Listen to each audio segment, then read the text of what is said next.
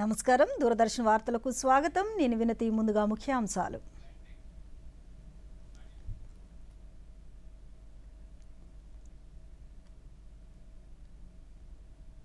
దేశ పూర్వ ప్రధాని మన్మోహన్ సింగ్ కు అంతిమ వీడ్కోలు శ్రద్ధాంజలి ఘటించిన పలువురు జాతీయ స్థాయి నేతలు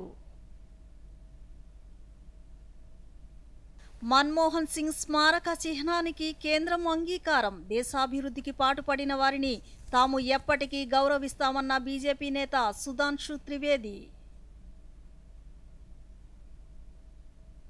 ప్రభుత్వ అధికారులపై దాడులు హేయమైన చర్య అప్రజాస్వామిక చర్యలు సహించబోమన్న ఉప ముఖ్యమంత్రి పవన్ కళ్యాణ్ తిరుమలలో జనవరి 10 నుంచి 19వ తేదీ వరకు వైకుంఠ ఏకాదశి ఏర్పాట్లు పూర్తి చేస్తున్నట్లు తెలిపిన టీటీడీ ఈవో జె శ్యామలారావు ప్రధానమంత్రి నరేంద్ర మోదీ మన్ కీ బాత్ కార్యక్రమం రేపు ఉదయం 11 గంటలకు తెలుగు అనువాదం వెనువెంటనే దూరదర్శన్ సప్తగిరిలో ప్రసారం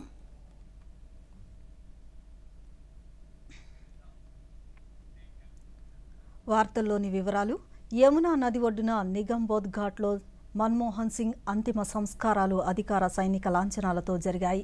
అంత్యక్రియలో త్రివిధ దళాధిపతులు, భారత రాష్ట్రపతి ద్రౌపది ముర్ము, ఉపరాష్ట్రపతి జగదీప్ ధన్కడ్, ప్రధాని నరేంద్ర మోదీ, స్పీకర్ ఓం బిర్లా, కేంద్ర హోంశాఖ మంత్రి అమిత్ షా, రక్షణ మంత్రి రాజ్నాథ్ సింగ్, కేంద్ర ఆరోగ్య శాఖ మంత్రి జేపీ నడ్డా, పార్లమెంటు వ్యవహారాల మంత్రి కిరణ్ రిజిజు, కాంగ్రెస్ అధ్యక్షులు మల్లికార్జున ఖర్గే, సోనియా గాంధీ, రాహుల్ గాంధీ, ప్రియాంక గాంధీ, తెలంగాణ ముఖ్యమంత్రి రేవంత్ రెడ్డి, సిద్ధరామయ్య, ఢిల్లీ ముఖ్యమంత్రి అతిషి, భూటాన్ రాజు వాంగ్చుక్, విదేశీ ప్రముఖులు, పలువురు ప్రముఖులు పాల్గొన్నారు.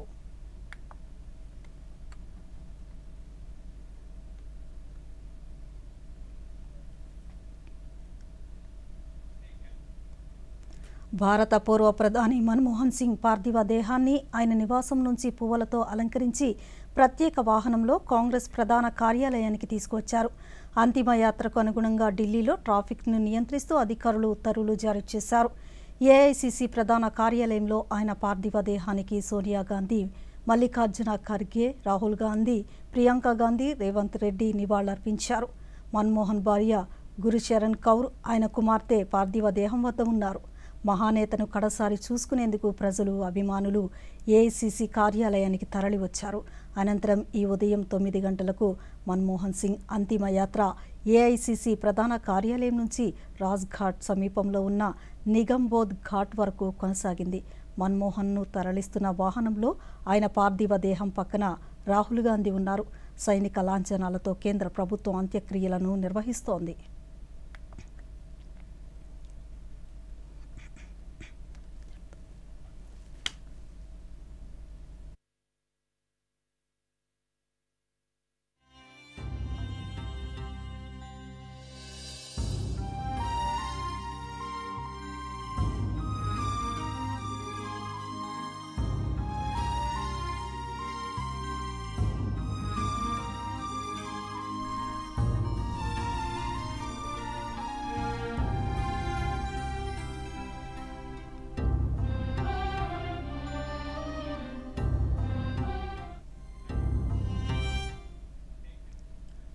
నూతన సంవత్సరానికి ప్రత్యేకంగా రూపొందించిన క్యాలెండర్ డైరీని ముఖ్యమంత్రి చంద్రబాబు నాయుడు ఈరోజు ఆవిష్కరించారు. భారత రాజ్యాంగం అమల్లోకి వచ్చి 75 సంవత్సరాలు పూర్తయిన సందర్భంగా ఆంధ్రప్రదేశ్ ముఖ్యమంత్రి నారా చంద్రబాబు నాయుడు 2025 సంవత్సరానికి ప్రత్యేకంగా రూపొందించిన క్యాలెండర్ని, డైరీని ఆవిష్కరించారు. ఈ క్యాలెండర్ను రాజ్యాంగ రచనలో పాల్గొన్న తెలుగు ప్రముఖులను స్మరించుకునే విధంగా డిజైన్ చేశారు. ఈ కార్యక్రమంలో శాసనసభ స్పీకర్ చింతకాయల Ayyanna Patrudu, deputy speaker K Raghuramakrishnaraju పాల్గొన్నారు. ముఖ్యమంత్రి చంద్రబాబు నాయుడు శాసన వ్యవస్థకు సంబంధించిన సమాచారాన్ని సామాజిక మాధ్యమాల ద్వారా ప్రజల దృష్టికి తీసుకురావడానికి శాసన వ్యవస్థ అధికారిక ఖాతాలను ప్రారంభించారు. ఈ ప్రయత్నం శాసన వ్యవస్థ పనితీరును ప్రజల వరకు మరింత సులభతరం చేస్తుందని ముఖ్యమంత్రి అభిప్రాయపడ్డారు.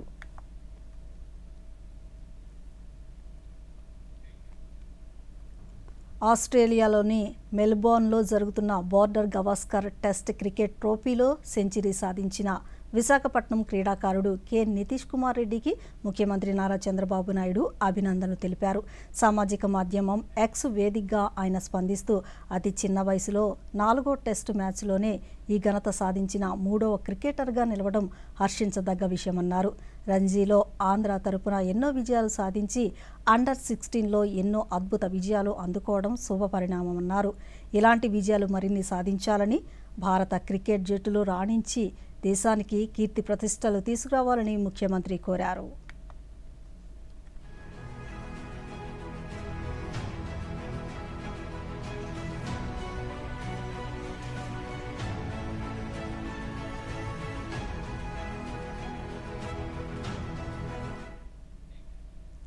తెలుగు రచయితల మహాసభలు నిర్వహించుకోవడం తెలుగు వారందరికీ గర్వకారణమని ముఖ్యమంత్రి నారా చంద్రబాబు నాయుడు అన్నారు. ప్రపంచ తెలుగు రచయితల మహాసభల నిర్వహణపై ముఖ్యమంత్రి ఈరోజు సామాజిక మాధ్యమం వేదికగా స్పందిస్తూ మహాసభల నిర్వహణతో తెలుగు నేల పులకిస్తుందన్నారు. విజయవాడ మహాసభలకు వేదికగా నిలవడం సంతోషంగా ఉందన్నారు. మాతృభాషను భవిష్యత్ తరాలకు పదిలంగా అందించడమే లక్ష్యంగా సభలు జరుగుతున్నట్లు తెలిపారు. మహాసభల ప్రాంగణానికి అమరజీవి పొట్టి శ్రీరాములు పేరు ప్రధాన వేదికకు తెలుగు భాషాభివృద్ధి కోసం గణనీయ కృషి చేసిన రామోజీరావు పేరు కేటాయించడం అభినందనీయమని తెలిపారు. మహాసభలకు విచ్చేసిన అతిథులకు పాల్గొంటున్న తెలుగు భాషాభిమానులకు అందరికీ ముఖ్యమంత్రి ధన్యవాదాలు తెలిపారు. మహాసభలు విజయవంతం కావాలని కోరుకుంటూ నిర్వాహకులకు ప్రత్యేక అభినందనలు తెలియజేశారు.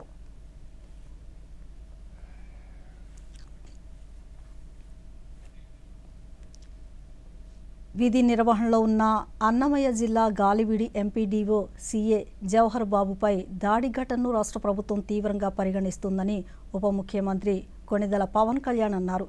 దాడి ఘటనలో గాయపడి ప్రస్తుతం కడప రిమ్స్ జీజీహెచ్లో చికిత్స పొందుతున్న గాలివీడి ఎంపీడీఓను ఈరోజు ఉప ముఖ్యమంత్రి పరామర్శించారు. అనంతరం ఆయన మీడియాతో మాట్లాడుతూ దాడికి పాల్పడిన వారిపై చట్ట ప్రకారం కఠిన చర్యలు తీసుకుంటామన్నారు. విధి నిర్వహణలో ఉన్న అధికారిపై దాడి అప్రజాస్వామికమని, ఇటువంటి దౌర్జన్యాలకు కూటమి ప్రభుత్వంలో తావులేదన్నారు. బాధిత ఎంపీడీఓకి మెరుగైన వైద్యం అందించాలని, సంబంధిత ఘటనపై నివేదికను అందించాలని ఈ సందర్భంగా అధికారులను ఆదేశించారు. బాధిత ఎంపీడీఓ ఆరోగ్య పరిస్థితిని ఉప ముఖ్యమంత్రి అడిగి తెలుసుకున్నారు. ఆయన కుటుంబ సభ్యులతో మాట్లాడి ప్రభుత్వం అండగా ఉంటుందని భరోసా ఇచ్చారు.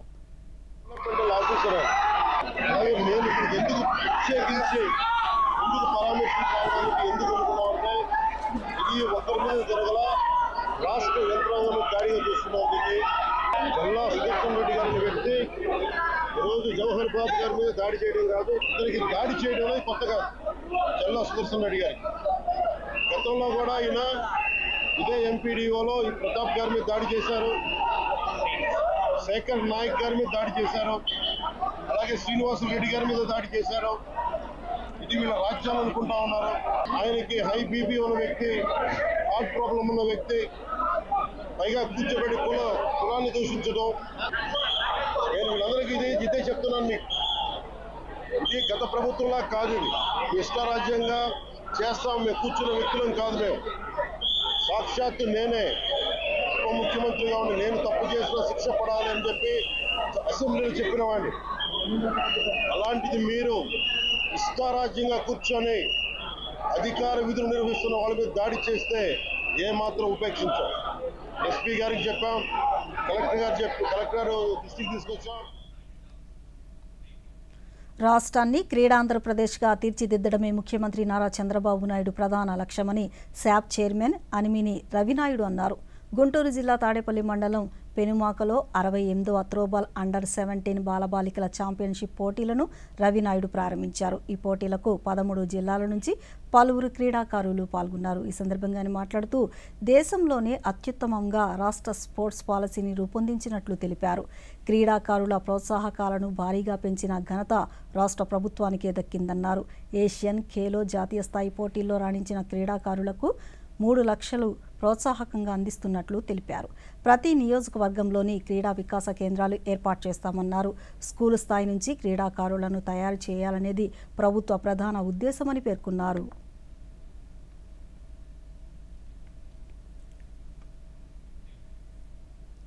తిరుమల తిరుపతి దేవస్థానం అందిస్తున్న సేవల పట్ల భక్తులు సంతృప్తి వ్యక్తం చేస్తున్నారని రాష్ట్ర బీసీ సంక్షేమ చేనేత జౌళి శాఖ మంత్రి ఎస్ సవిత అన్నారు. మంత్రి ఈరోజు ఉదయం తిరుమల శ్రీవారిని దర్శించుకున్నారు. దర్శనం అనంతరం రంగనాయకుల మండపంలో వేద పండితులు ఆమెకు ఆశీర్వచనం పలుకగా అధికారులు తీర్థ ప్రసాదాలను అందచేసి శేషవస్త్రంతో సత్కరించారు. దర్శనం అనంతరం ఆలయం వెలుపల మంత్రి మీడియాతో మాట్లాడుతూ రాష్ట్రం సుభిక్షంగా ఉండాలని, దేవదేవుని ఆశీస్సులు ముఖ్యమంత్రి నారా చంద్రబాబు నాయుడికి ఉండాలని శ్రీవారిని ప్రార్థించినట్లు తెలిపారు. కలియుగదయం స్వామి వెంకటేశ్వర స్వామి గారి దర్శనం బాగా జరిగింది. మరి అదేవిధంగా ఈ రాష్ట్రం బాగుండాలి, మా మాన్యశ్రీ ముఖ్యమంత్రి చంద్రబాబు నాయుడు గారికి ఆయుష్యాలు ఇస్తూ భక్తాదులందరితోనూ కొంతమందితో భక్తాదులతో కూడా మాట్లాడాం. భక్తాదులు కూడా ఇప్పుడు వసతులు చాలా బాగున్నాయి. ఇక్కడ భోజన వసతి కావచ్చు, ఇక్కడ వసతి కావచ్చు, అన్నీ బాగున్నాయి. సదుపాయాలు కూడా తొందరగా దర్శనాలు కూడా అవుతున్నాయి. ముందులాగా గంటల తరబడి ఇబ్బందికరంగా లేదని కూడా భక్తాదులు కూడా చాలామంది చెప్పారు. ఓం నమో వెంకటేశాయ. స్కేటింగ్లో అంతర్జాతీయ వేదికపై అద్భుతమైన ప్రదర్శన ఇచ్చి ప్రధానమంత్రి రాష్ట్రీయ బాల పురస్కార్ 2025 అవార్డును అందుకుని ఆంధ్రప్రదేశ్ రాష్ట్రానికి ప్రత్యేక గుర్తింపును తీసుకువచ్చారు. గుంటూరు జిల్లా మంగళగిరికి చెందిన జెస్సీ రాజు విజయవాడలో 9వ తరగతి చదువుతూ స్కేటింగ్తో అంతర్జాతీయ గుర్తింపు పొందిన జెస్సీ రాజుతో విజయవాడ దూరదర్శన్ కేంద్ర ప్రాంతీయ వార్తా విభాగాధిపతి డాక్టర్ జి కొండలరావు ముఖాముఖిని ఇప్పుడు చూద్దాం. ప్రధానమంత్రి రాష్ట్రీయ బాల పురస్కార్ 2025కు ఎంపిక కాబడి అంతర్జాతీయ స్థాయిలో గుర్తింపు పొంది ఆంధ్రప్రదేశ్ రాష్ట్రానికి ఒక ప్రత్యేకమైన గౌరవం, కీర్తిని సముపార్జించి పెట్టిన మాత్రపు జెస్సీ రాజ్ మన దగ్గర ఉన్నారు. భారత రాష్ట్రపతి నుంచి, అదేవిధంగా భారత ప్రధాని నుంచి ఒక గుర్తింపు రావటం, చిన్న వయసులోనే ఒక గౌరవం రావటం, దీని గురించి నువ్వు ఎలా ఫీల్ అవుతున్నావు? నీ అభిప్రాయం ఏంటి? సో నేను చాలా ప్రౌడ్గా ఇంకా హ్యాపీగా ఫీల్ అవుతున్నాను. ఎందుకంటే ఇండియాలో చాలామంది ఉన్నారు, అందులో నన్ను సెలెక్ట్ చేసినందుకు నేను చాలా హ్యాపీగా ఫీల్ అవుతున్నాను. ఈ అవార్డ్కి ప్రెసిడెంట్ చేతుల్లో నుంచి అవార్డు తీసుకోవడం ఎంతో హ్యాపీగా ఉంది. ఇంకా ప్రైమ్ మినిస్టర్ నరేంద్ర మోడీ గారు కూడా మాతో చాలా అవార్డీస్ అందరితో చాలాసేపు మాట్లాడి మా హ్యాపీనెస్ షేర్ చేసుకున్నారు. జెస్సీ రాజ్కి ఒక కోచ్ ఉన్నా కూడా ఈమె తల్లి దగ్గర చాలా ఎక్కువ ప్రోత్సాహం, శిక్షణ తీసుకోవటం ఎంతటి స్థాయికి రావడానికి కారణంగా జెస్సీ రాజ్ చెప్తూ ఉంటారు. దాని గురించి ఏమన్నా 2 మాటలు. సో నా కోచ్ సింహాద్రి సార్ వైజాగ్లో ఉంటారు. మేము మంత్లీ 2-3 డేస్ వెళ్తాము. మిగతా రోజులు ప్రాక్టీస్ చేస్తున్నా నాకు హెల్ప్ చేస్తుంది మా మమ్మీ.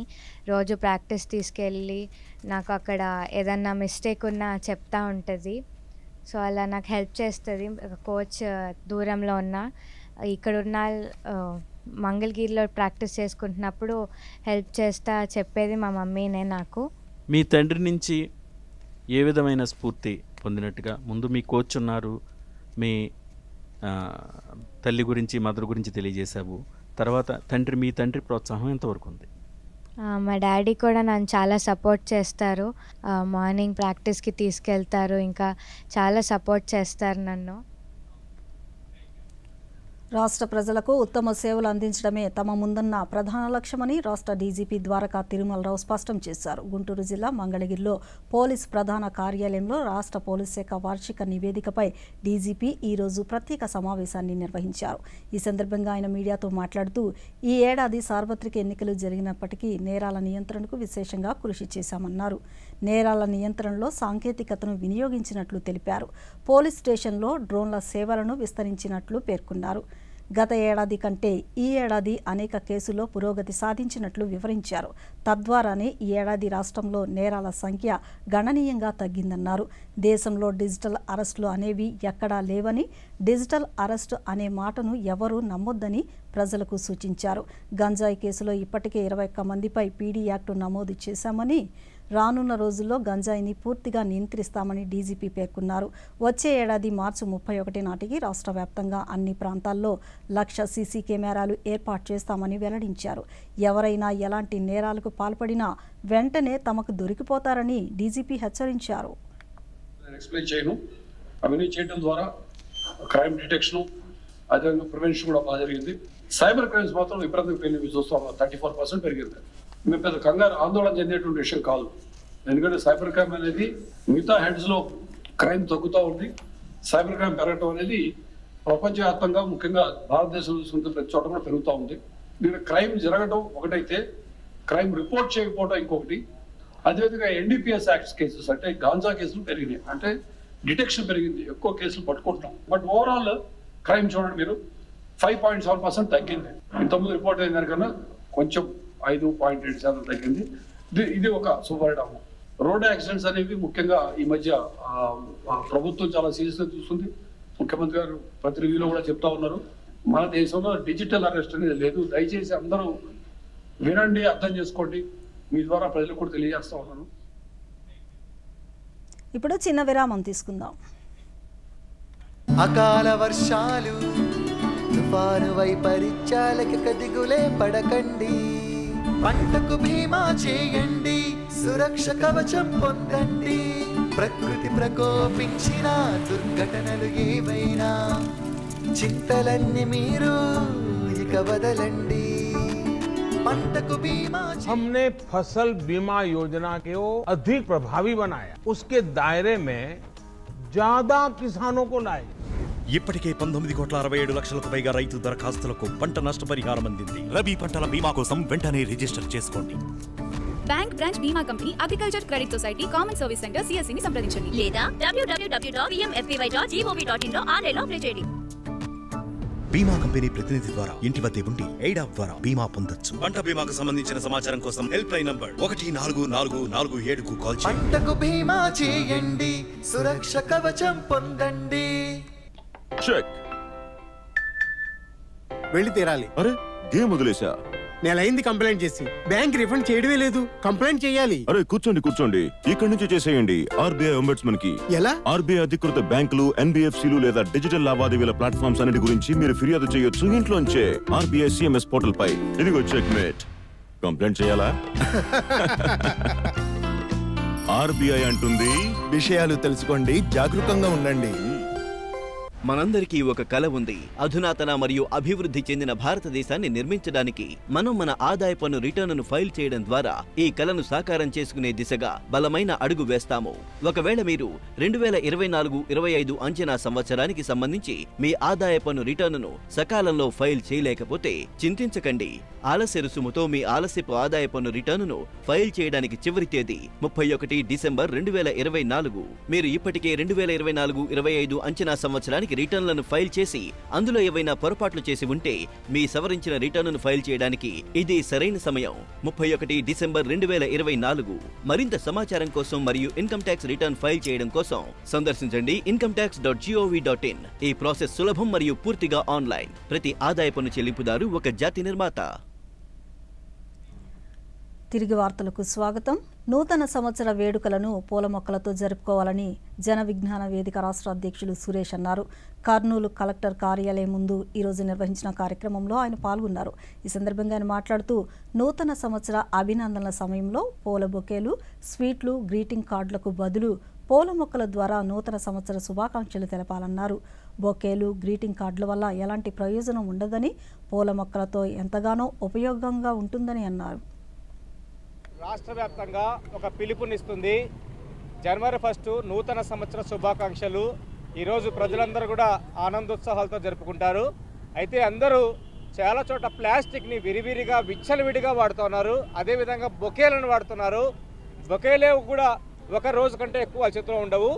దానికి బదులుగా జన విజ్ఞాన వేదిక ఏం ప్రపోజ్ చేస్తుందంటే పర్యావరణ విభాగం తరఫున దయచేసి మీ శుభాకాంక్షలని పచ్చని మొక్కలతో తెలపండి అని చెప్పి చెప్తున్నాము. ఎవరికైతే మీరు శుభాకాంక్షలు తెలుపుతున్నారో వారు వాటిని వాళ్ళ ఇంట్లో పెట్టుకుంటారు. వాళ్ళ ఇంట్లో స్త్రీలు, పిల్లలు వాటిని పెంచుతారు. తద్వారా మీరు ఒక మొక్కను పెంచడానికి మీరు ఆద్యం పలికినట్లు అవుతారు. కాబట్టి దయచేసి ఈ శుభాకాంక్షల్ని కనీసంగా గ్రీట్ విత్ గ్రీన్ అనే పేరుతో జన విజ్ఞాన వేదిక రాష్ట్ర వ్యాప్తంగా నిర్వహిస్తుంది. నెల్లూరులోని అయ్యప్ప ఆలయంలో ఏటా విశేషంగా నిర్వహించే మండల వార్షికోత్సవ కార్యక్రమం ఈరోజు శాస్త్రోక్తంగా జరిగింది. కేరళ అయ్యప్ప ఆలయ సాంప్రదాయ ప్రాధాన్యంగా అక్కడి నుంచి విచ్చేసిన హరి నంబూద్రి ఆధ్వర్యంలో ఈ కార్యక్రమాన్ని ఆలయ అధికారులు నిర్వహించారు. ఏటా ఒకరోజు మాత్రమే నిర్వహించే నగరోత్సవం అనంతరం ఆలయంలో నిత్య పూజలు నిర్వహించే సూక్ష్మ కొలనులో చక్ర స్నానాన్ని నిర్వహించారు. ఆలయంలోని 18 మెట్లపై కర్పూర జ్యోతులు వెలిగిస్తూ అర్చకులు ఉత్సరులతో స్వాములు తరలివచ్చారు. 9 రకాల ద్రవ్యాలతో నిర్వహించిన అభిషేక కార్యక్రమంలో మాలధారణ దీక్షలో ఉన్నవారు స్వామి నామాలు పలుకుతూ కార్యక్రమంలో పాల్గొన్నారు. కేరళ సాంప్రదాయ వాయిద్య ధ్వనులు భక్తులు అయ్యప్ప నామాన్ని వెలుగెత్తు పలుకుతుండగా ప్రత్యేక అర్చకులు హరి నంబూద్రి కలశ జలాలను స్వామి ఆశీస్సులుగా భక్తులపై చల్లారు. ఈ 41 రోజులు స్వామివారికి విశేష అభిషేకంలో అన్నదాన కార్యక్రమాలు ఇవన్నీ జరుగుతాయి. నగరోత్సవం జరిగింది. అత్యంత వైభవపేతంగా నవాపేట శివాలయం నుంచి స్వామివారి బయలుదేరి రాత్రి ట్రంక్ రోడ్డు గుండా పురవేదులు గుండా సంచారం చేస్తూ రాత్రి 11 గంటలకు దేవస్థానం చేరుకున్నారు. తదనంతరం మామూలు జరగాల్సిన పూజలన్నీ కార్యక్రమం జరిగినాయి. ఈరోజు ఆరాట ఉత్సవం స్వామివారిది. అంటే స్వామివారి ఈ 41 రోజులు అనేక రకమైనటువంటి భక్తుల మొరలను ఆలకించి వాటికి సంతృప్తిగా చేయడానికి ఆయన నగర ప్రవేశం చేస్తారు. కోనేటి స్నానం చేయించి స్వామివారికి ఈ యొక్క చందనంతో పసుపుతోటి శుద్ధి చేసి స్వామివారిని ఈ రోజు లోపల ప్రవేశపెడుతున్నారు. ఈ రోజుతోటి ఈ మండల వార్షికోత్సవం పూర్తి అవుతాయి. గత ప్రభుత్వం తిరుమల తిరుపతి దేవస్థానాన్ని ఒక కమర్షియల్గా మాత్రమే భావించిందని బీజేపీ నేతలు ఆరోపించారు. గత ప్రభుత్వ హయాంలో తిరుమల తిరుపతి దేవస్థానంలో జరిగిన అవకతవకలపై విచారణ చేపట్టి చర్యలు తీసుకోవాలని కోరుతూ రాష్ట్ర డీజీపీ ద్వారకా తిరుమలరావుకు బీజేపీ రాష్ట్ర media incharge Paturi Nagabhushanam, TTD పాలక మండలి సభ్యులు భానుప్రకాష్ రెడ్డిలు వినతి పత్రాన్ని అందజేశారు. అనంతరం డీజీపీ కార్యాలయం వద్ద బీజేపీ నేతలు మీడియాతో మాట్లాడుతూ తిరుమల పరకామణి కేసు విషయంలో డీజీపీని కలిసినట్లు పేర్కొన్నారు. గడిచిన 5 ఏళ్లలో టీటీడీలో చాలా అవకతవకలు జరిగాయని తెలిపారు. టీటీడీ అకౌంట్స్లో జమ కావాల్సిన మొత్తం గత పాలకుల వ్యక్తిగత అకౌంట్స్లోకి వెళ్లాయని ఆరోపించారు. టీటీడీలో జరిగిన అక్రమాలకు సంబంధించి పూర్తి స్థాయిలో విచారణ చేపట్టి బాధ్యులపై చట్ట ప్రకారం చర్యలు తీసుకోవాలని డీజీపీని కోరినట్లు తెలిపారు. Extreme pressure from police department మేము ఈ కేసులోకి రాజీకి పోయామని చెప్పి ఆ రోజు విజిలెన్స్ రిపోర్ట్లో డీఎస్పీ స్థాయి అధికారులు రిపోర్ట్ ఇచ్చారంటే ఆ రోజు ప్రభుత్వం ఏ విధంగా ఈ కేసును నీరుగార్చే ప్రయత్నం చేసిందో. కాబట్టి దీని మీద పూర్తి డీటెయిల్డ్ ఎంక్వైరీ, ఒక ఎంక్వైరీ కమిషన్ వేయాలని చెప్పి నేను గత ధర్మకర్తల మండలి టీటీడీ బోర్డు మీటింగ్లో లేవనెత్తాను. ఈరోజు రాష్ట్ర డీజీపీ గారికి ఒక మెమరాండం ఇవ్వడం జరిగింది. రాష్ట్ర డీజీపీ గారి ద్వారకా తిరుమలరావు గారికి 2019 నుంచి 24 వరకు జరిగినటువంటి టీటీడీలో అవకతవకలు, అదేవిధంగా పరకామణి అంటే హుండీలో జరిగినటువంటి దొంగతనాలు, లేదా వాళ్ళు కాంట్రాక్ట్లో దోచుకున్నటువంటి డబ్బులు కానీ, కల్తీ నెయ్యి గురించి కానీ, మొత్తం ఈ 5 సంవత్సరాల్లో ఒక వెంకటేశ్వర స్వామిని ఒక కమర్షియల్గా వాళ్ళు వాడుకున్నారు తప్పితే అదొక ఆధ్యాత్మికమైన కార్యక్రమం. అక్కడ దర్శించుకొని వస్తే ఒక మంచి జరుగుతున్న నమ్మకం ఉన్న దాన్ని వీళ్ళు దాన్ని చెడగొడడానికి ప్రయత్నం చేశారు. మరి ఈ 3 ఆరులు ఎవరైతే ఉన్నారో వీళ్ళందరినీ పట్టుకొచ్చి ఆ దొంగతనం జరిగినటువంటి రికవరీ చేయాల్సిన అవసరం ఉంది. వైకుంఠ ఏకాదశి పర్వదినాన్ని పురస్కరించుకుని జనవరి 10 నుంచి 19వ తేదీ వరకు 10 రోజుల పాటు భక్తులకు శ్రీవారి ఆలయంలో వైకుంఠ ద్వార దర్శనం కోసం ఏర్పాట్లు చేస్తున్నామని టీటీడీ ఈవో జె శ్యామలారావు తెలిపారు. తిరుమల అన్నమయ్య భవన్లో ఈరోజు ఉదయం డయల్ యువర్ ఈవో కార్యక్రమాన్ని నిర్వహించారు. అనంతరం ఆయన మీడియాతో మాట్లాడుతూ 10 రోజుల పాటు సామాన్య భక్తుల సౌకర్యాన్ని దృష్టిలో ఉంచుకుని విస్తృతంగా ఏర్పాట్లు చేపడుతున్నట్లు తెలిపారు. ఇప్పటికే 1,40,000 ప్రత్యేక ప్రవేశ దర్శనం టికెట్లను డిసెంబర్ 24న ఆన్లైన్లో విడుదల చేశామన్నారు. ఈ టికెట్లను పొందిన భక్తులకు మహాలఘు దర్శనం ఉంటుందని తెలిపారు. దర్శన టోకెన్లు గల భక్తులను మాత్రమే తిరుమల శ్రీవారి దర్శనానికి అనుమతించడం జరుగుతుందని తెలిపారు. శ్రీవారి టోకెన్లు కూడా ఆన్లైన్లో ఇవ్వడం జరిగింది. దాతలు కూడా ఆన్లైన్లో దర్శనం చేసుకున్న వాళ్ళకి ఎస్సీడీ క్యూ లైన్ ద్వారా దర్శనం అనుమతించడం జరుగుతుంది. జనవరి 8 నుంచి జనవరి 11 తారీఖు దాకా దాతలకు గదుల కేటాయింపు చేయడం జరగదు. ఎందుకంటే సామాన్య భక్తులకి ఇబ్బంది ఉండకూడదనే ఉద్దేశంతో.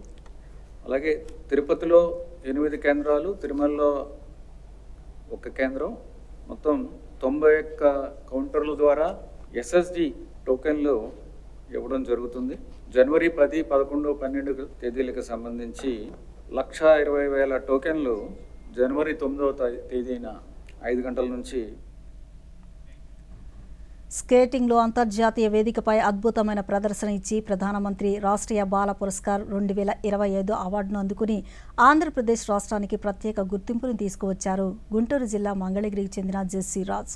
విజయవాడలో 9వ తరగతి చదువుతూ స్కేటింగ్తో అంతర్జాతీయ గుర్తింపును పొందిన జెస్సీ రాజ్తో విజయవాడ దూరదర్శన్ కేంద్ర ప్రాంతీయ వార్తా విభాగాధిపతి ముఖాముఖి ఇప్పుడు చూద్దాం.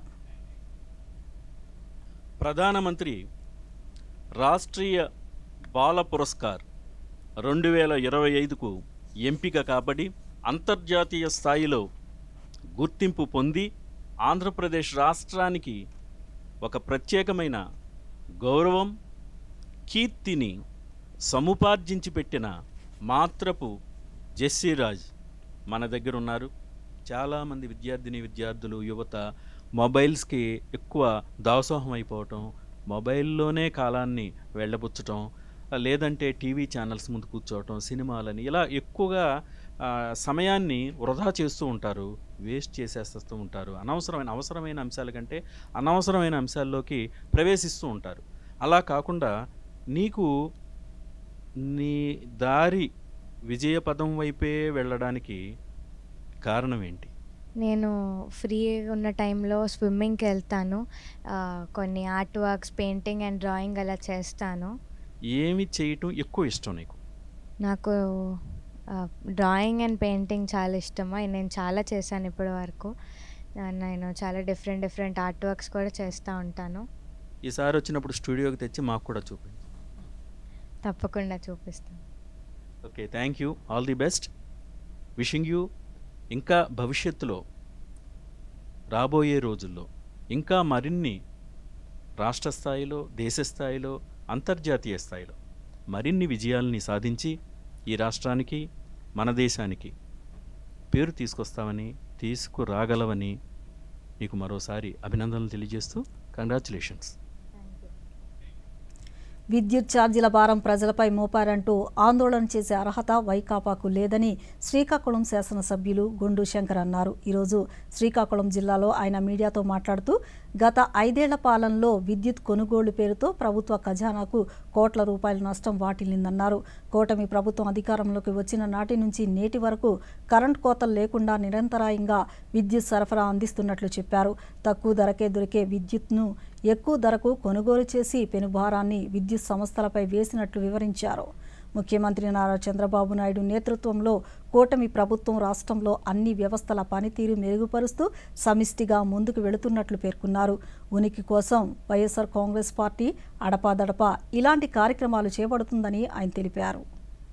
సృష్టించి కమిషన్ల కోసం బహిరంగ మార్కెట్లో ఉన్నదానికంటే ఏదైతే వాళ్ళు నిర్ణయించిన రేటు కంటే ఎక్కువ రేటుకి విద్యుత్తులు కొనుగోలు చేసినందువల్ల 2,700 కోట్లు అక్కడ మనకు నష్టం వాటిల్లింది. కూకట్పల్లిలో హిందూజాలకు చెందిన 16 ఎకరాలు జగన్ బినామీ కొట్టేసి అందుకు బదులుగా విద్యుత్ ఉత్పత్తి చేయకపోయినా ఈఆర్సీ వద్దన్నా 1,400 కోట్లు హిందూజాకు దారాదత్తం చేశారు. మేము చెప్తున్నవన్నీ నిజమా కాదా? లేదు అంటే మీరు రండి, మాట్లాడదాం, చర్చకు మేము సిద్ధం. మా దగ్గర అన్ని ఆధారాలతో మేము మాట్లాడుతున్నాం. ఇప్పుడు జగన్ విద్యుత్ ఛార్జీలు పెంచి ఆయనే ధర్నాలు చేయడం ప్రజలను మోసగించడమే. నేడు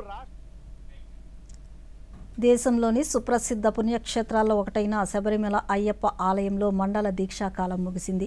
మండల పూజ అనంతరం ఆలయం మూసివేశారు. ఈ నెల 29 వరకు ఆలయం మూసి ఉంచుతామని, తిరిగి మకర విళక్కు కోసం డిసెంబర్ 30న సాయంత్రం 5 గంటలకు ఆలయాన్ని తెరుస్తామని దేవస్థానం వర్గాలు వెల్లడించారు. కాగా ఈ ఏడాది అయ్యప్ప స్వామిని 32,39,756 మంది దర్శించుకున్నారని తెలియజేస్తూ జనవరి 14న మకర విళక్కు పర్వదినం సందర్భంగా లక్షలాదిగా అయ్యప్ప భక్తులు శబరిమలకు తరలివస్తారని అంచనా వేస్తున్నారు.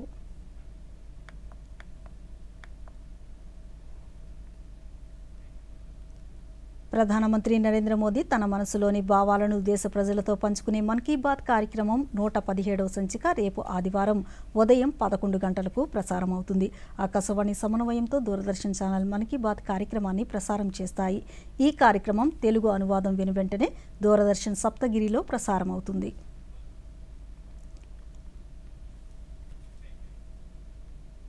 ఈ వార్తలు ఇంతటితో సమాప్తం. నమస్కారం.